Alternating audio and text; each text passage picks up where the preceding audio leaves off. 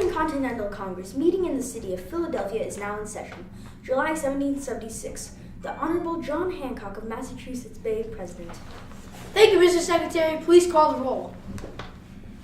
Georgia. Here, Mr. Secretary. South Carolina. Here, Mr. Secretary. North Carolina. Here, Mr. Secretary. Virginia.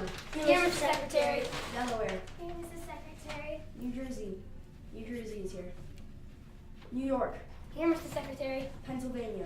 Here, Mr. Secretary. Connecticut. Here, Mr. Secretary. Massachusetts. Here, Mr. Secretary. Thank you, Mr. Stockton. I, John Hancock, President of the Congress, officially open this session. Dr. Hall, how do Georgia stand on independence?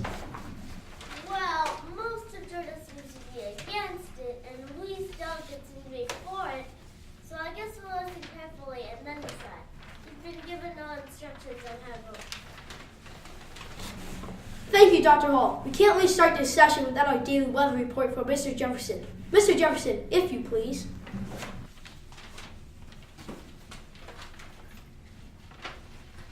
Sir, the weather speaks for itself. Hot, humid, and about 90 degrees of temperature. Thank you, Mr. Jefferson. Gentlemen, we will now entertain any motions important to this body. The chair recognizes the distinguished delegate from Virginia. On behalf of the Virginia legislator, Richard Henry Lee, I move that these united colonies are and right ought to be free and independent states, and these states should not dissolve all connections with Great Britain, formally plan a confederation with each other, and take steps to secure foreign alliances. It has been moved that these united colonies are free and independent, and that these states should dissolve all connections with Great Britain. Do I hear a second? I second the motion, Mr. President. It has been moved and seconded that this Congress debate and vote on independence from Britain. We are now ready to debate and vote on this issue. I will now recognize delegates who will speak to this motion. Mr. President, Mr. President, Mr. President, Mr. President. The Congress calls on Colonel Thomas McKeon. Mr. President and fellow delegates, I am Colonel Thomas McKeon from the great colony of Delaware, where beautiful trees are grown. Sirs, I've done my best to rally support for this measure of independence in Delaware. My own personal views took form after the Township Act of 1767. If we do not act now, I cannot think we shall have even the shadow of liberty left. I consider liberty to be an inherent right derived to people from God and nature. Delaware is deadlocked with a 1-to-1 vote. I hope Caesar Romney returns to us soon to cast a vote for independence. Mr. President, Congress calls on Benjamin Franklin. Mr. President and fellow delegates, I am Dr. Benjamin Franklin from the great colony of Pennsylvania, where we help others in need. Church rebellion to tyrants is obedience to God. I wrote those words years ago, but they are still true. I have not said much, but now I must speak. Never have colonies been so recklessly mishandled by incompetent officials with oppressive acts and taxes. Worst of all, our character has been stifled. It is clear to me that we, Americans, are different now, and that difference requires a new nation. It is time to cut ties with our mother country. Now, not later. Mr. President, Mr. President, The Congress calls on John Dickinson. Mr. President and fellow members of this Continental Congress, I am John Dickinson from the great colony of Pennsylvania, where blood is flowing. Souls, my heart and mind tell me to use caution in this matter of independence. So I say, let us wait. The time is not yet right for claiming independence. I believe we should keep Britain thinking that we mean reconciliation.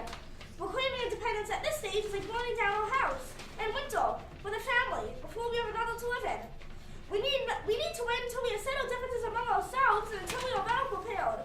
Do not be swayed, souls, by the agitators to take rash acts in the name of patriotism. We need not dissolve the union between America and Britain when the grievance to me is between Massachusetts and the Crown. Massachusetts is the center of mob rule, anarchy, and revolutionary agitation. Why should we go along with it? Independence is at stake. And we cannot win a war against the greatest power on earth. Lose this war and we'll all be hanged as traitors. Think about that. Mr. President, Mr. President. Congress calls on Joseph Hughes. Mr. President and fellow delegates, I am Joseph Hughes from the moderate colony of North Carolina, where we developed a system of representative government.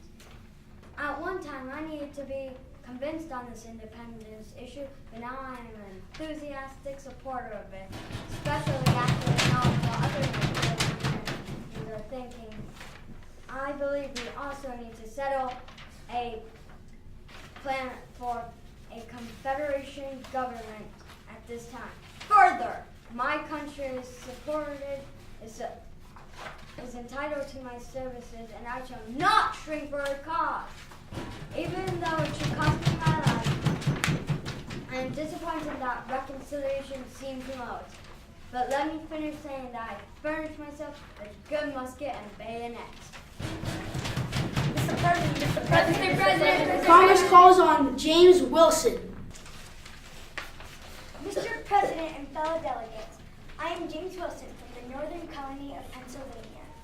Many of you know I've changed my mind a few times on this issue. Like John Dickinson, I am not sure the middle colonies are yet ready for separation from Britain. Specifically, I am against listing the king as author of our miseries instead of his prime ministers, on the grounds that this would alienate George III forever. But words spoken by Mr. Sam Adams and Dr. Franklin have convinced me and colleague John Morton to render our most glorious service to our country. We realize that reconciliation with Britain will only come on the point of a sword. I support independence. Mr. President. The Congress calls on Caesar Rodney. Mr. President, fellow delegates, I am Caesar Rodney from the great colony of Delaware. Am I too late to cast my vote? Yes, sir, it is. When I received Colonel McKean's summons, I was organizing my colony's militia. Excuse my shakiness, but I've ridden for hours to reach Philadelphia in time. And of course, the cancer. As I now cast my vote, I am aware that my stand ruins my chances to sail to England for treatment of this girl's unlucky. But I believe the voice of my Constitution and all sensible and honest men are in favor of independence. My own judgment concurs with them. I will vote yea for independence. The Congress calls on Edward Rutledge. Mr. President and fellow delegates, I am Edward Rutledge from the Southern Colony of South Carolina. Gentlemen, I may be the youngest here, just as Dr. Franklin is the oldest. This, in fact, however, does not make my case for caution. I see no wisdom in declaring independence. Prudence calls for postponement, just as I did when I proposed to postpone the debate and vote on Mr. Lee's resolution 3 weeks ago. I have not altered my views, and I am for being ready, and not for the sword. Further, I am frightened by the radicals who so easily would break the strong ties we have with Mother England. Have you no sense of heritage given to us? The shared history, the legal system we use here, Shakespeare, you're willing to give all this up because your taxes are too much? I'm anxious to hear Mr. John Adams' arguments to refute my own. Yet I am willing for the sake of unanimity to support the independence measure. Mr. President. Congress calls on Francis Lewis. Mr. Hancock, sir, and fellow delegates, I'm Francis Lewis from the great colony of New York where green trees grow. I've been a member of the Sons of Liberty for many years, back in the 65, I believe it was. Anyway, I feel now as I did back then, as Dr. Franklin says, Americans are different. We are not exactly Englishmen anymore. I guess we're less refined, more violent, and maybe we solve problems better than anybody.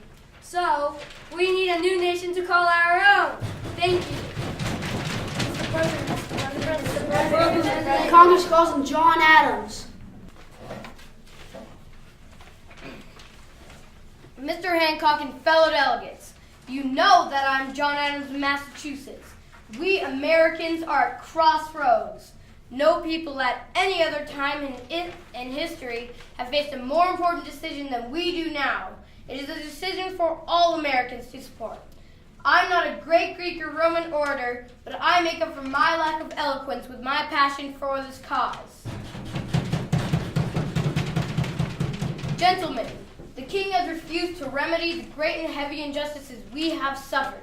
That has been so nobly expressed in Mr. Jefferson's work. George III has ignored or rejected our humble petitions and, at the same time, has sent armies and navies to crush us during our attempt at liberation. We colonies should now declare to the world the reasons for this independence. Such a declaration will bring allies to our struggle and unite us. We have no time to lose. If we postpone independence, as Mr. Dickinson will most certainly suggest, do we not consent to be a conquered people? Instead, we shall fight. We shall fight with whatever means we have, with rusty muskets, with broken flints, with bows and arrows, if need be. But, gentlemen, we shall fight. All I can say is I've crossed the Rubicon, and I stake everything on this cause. Sink or swim, live or die, to survive or perish with my new country.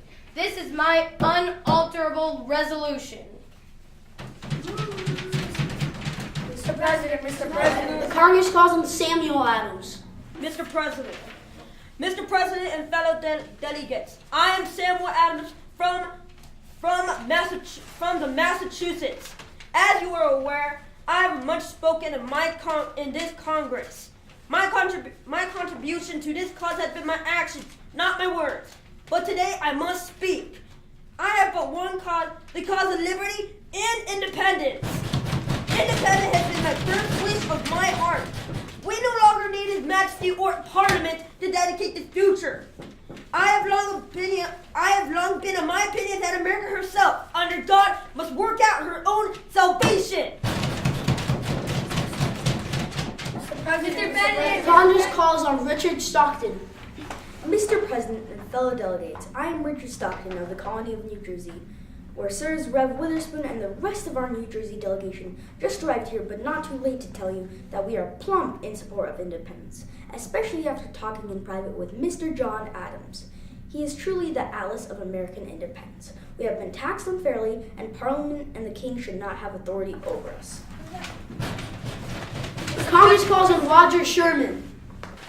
Mr. President and fellow delegates, I am Roger Sherman from the Middle Colony of Connecticut, where luxurious grass grows. Sirs, I have been a steady, unswerving supporter of independence, though I disapprove of the violence deemed necessary to achieve it. But I believe Parliament has no authority to make laws for us, as seen in the Declaratory Act of 1766, an offensive measure if there ever was one.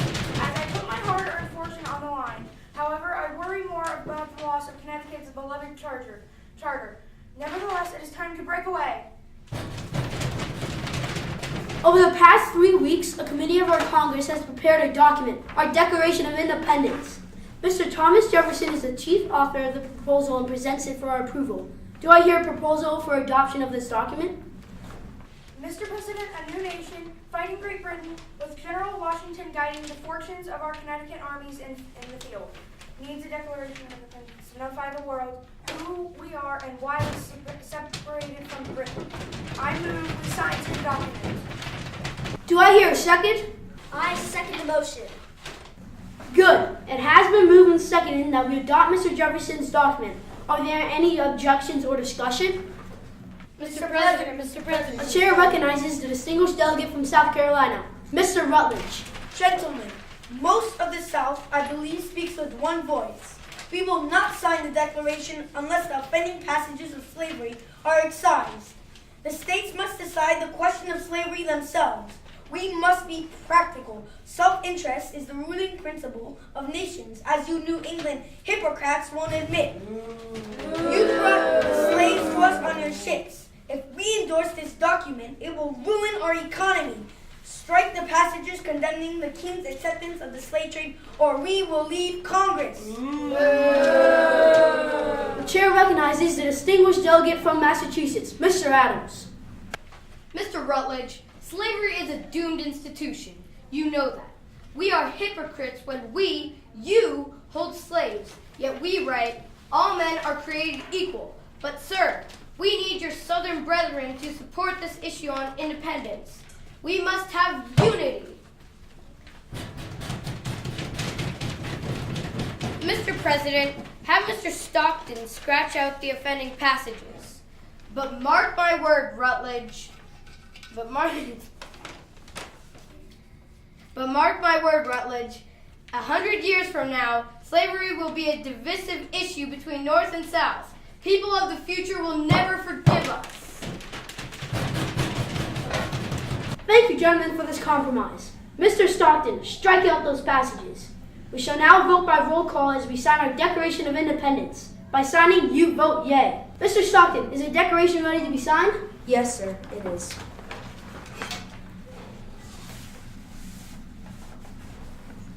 Good. I'll be the first to sign, and I'll sign it big enough so the king can see without his glasses. Now, I invite all of you to come forward by state and commit treason, so we shall all hang together. The chair recognizes the distinguished delegate from Pennsylvania, Mr. Franklin. Well, Mr. President, it should all be unanimous. Either we all hang together or we most surely will all hang separately.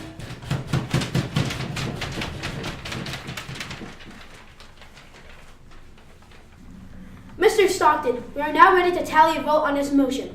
I will call out each colony's name. In turn, each delegate of that colony will stand and say to the motion to separate from Britain, yea in favor of the proposal or nay against the measure. You, sir, will tally the results on our tally board. I will begin roll call. Massachusetts, how do you vote on independence? Massachusetts votes yay.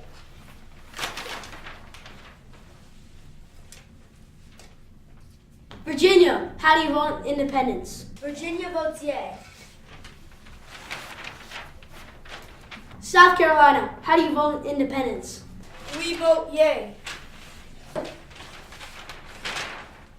Connecticut, how do you vote on independence? We vote yay. Delaware, how do you vote on independence? We vote yay. Georgia, how do you vote on independence? Okay, Georgia votes yay. New Jersey, how do you vote on independence? New Jersey votes yay. New York, how do you vote on independence? The New York legislature has yet to give me directions. Therefore, I must abstain. Pennsylvania, how do you vote on independence? Gentlemen, those who signed this declaration are trying to brave the storm and the people vote. It is a mistake. My conscience tells me that I cannot sign the declaration. I will always hope for reconciliation, but because I now leave here to join the armies of private to fight for my country's defense. As hopeless as the threat may be, I say goodbye, gentlemen. Pennsylvania votes yay.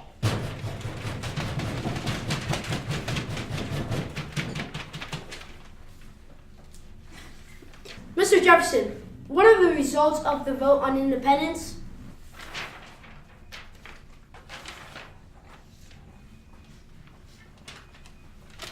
The vote to separate from Britain to form our new nation is votes in support of the proposal, 12. 0 votes against the proposal, and 1 abstain. The measure is adopted. We are a new country! By the power invested in me, I now declare United States of America a free and independent nation.